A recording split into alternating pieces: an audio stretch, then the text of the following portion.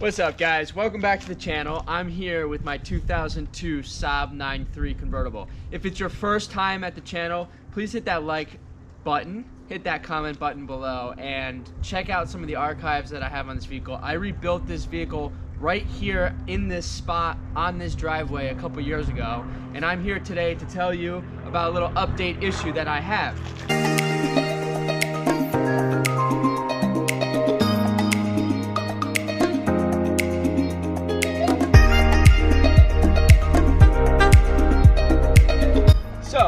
Last night, I'm planning about 9 o'clock at night last night, I'm planning to do a drive trip later this year with this car. I want to take this car on a massive road trip.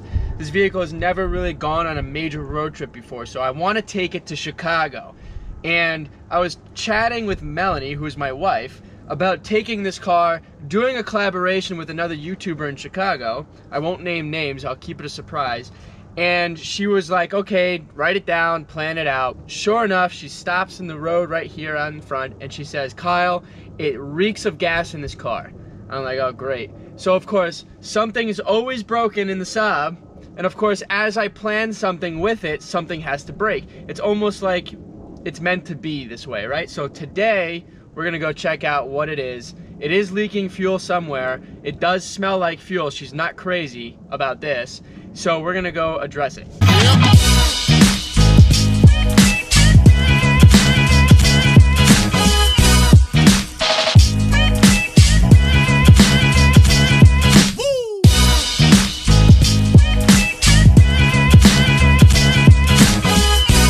So, if you're not familiar with the 2002 Saab 9.3 or old generation Saabs, the fuel lines are right here and the fuel rail is right here.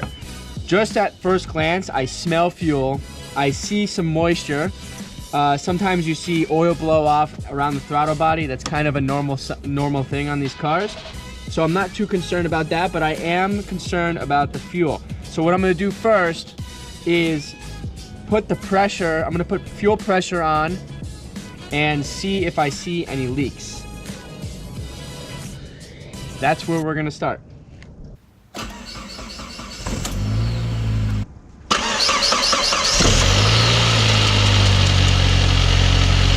Sure enough, I see the problem.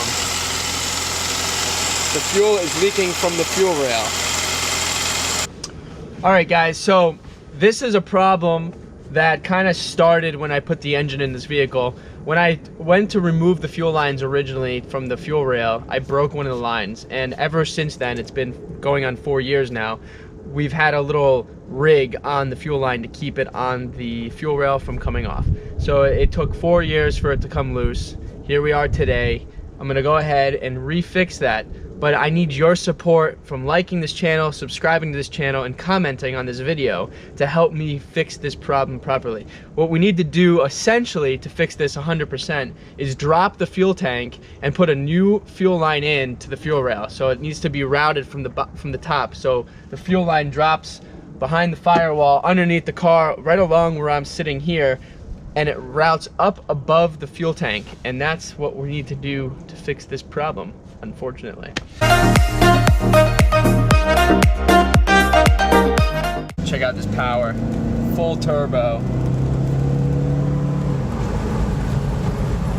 What a nice day. We're gonna give it full throttle.